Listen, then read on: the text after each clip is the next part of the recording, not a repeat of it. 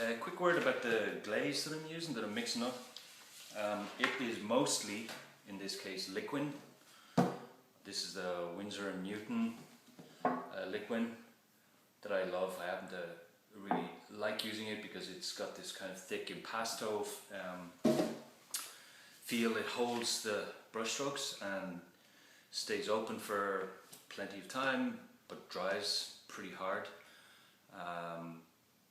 And is, yeah, it's good to use. So that's my basic glaze in this case. And most of the time I use linseed oil and turpentine, but I didn't want to use too much linseed oil because it takes obviously a long time to dry, and this just floats really nicely, so I like it.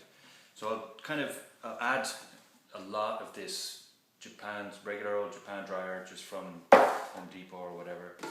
I poured a ton of it in, and before I even mix any of my colours in, I'll throw this in because it's a very dark purple and I use a lot of it because I want to set this stuff up hard, and it does affect the colour, so I throw that in first. I don't just mix my colour and then throw it in afterwards, because all of a sudden your colour is going to be more purple.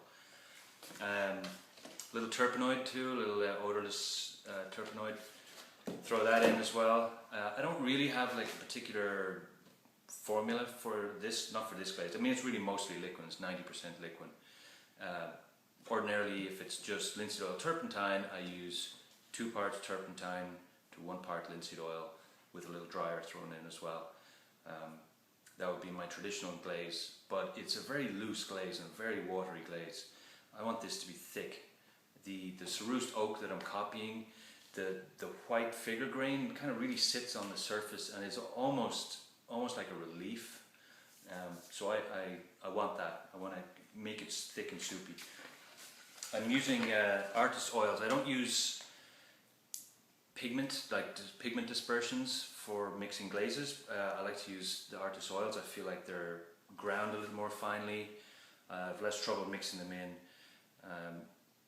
And I use very, very basic palette. It's like white, in this case white anyway. You know, primary colours, earth tones, and maybe a bit of black, maybe. So, I mean, really it's amazing what you can mix really with just red, blue and yellow. It's, you know, you can get 80 to 90% as there with just those colours.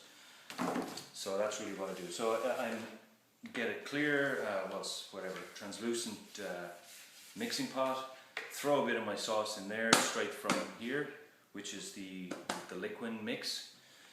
And then I mix my colours in here in a very small, like probably just a little, just enough to cover the bottom. And I can mix them because this way, when I mix them, I can kind of look at it and through the bottom and make sure that all the colour has been fully mixed, the pigment is completely mixed in before I throw it in here. So I get my colour more or less correct here before I start slopping it in. But you know, it's a long process. It takes a couple of hours at least to get enough glaze mixed for this whole room that I'm working on.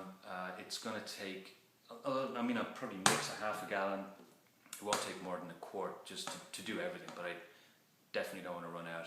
If I have to redo anything, if somebody bumps something, you know, it's invariable. You got wet paint sides everywhere and somebody comes in and goes like, oh, wet paint. Oh, I guess it is wet, you know, and then you've got to redo that whole thing. So if that happens, you want to have enough so that you can cover yourself. And yeah, that's, let's see, anything else? That's pretty much it. Mark your can, not just the lid, the side, because these tones are all very similar, and before you know it, you're like, which one was it? Oh, I think it was that one, and you don't know, and you kind of mess it up. So that's pretty much it. Very, very simple ingredients. Now I'm ready to start glazing.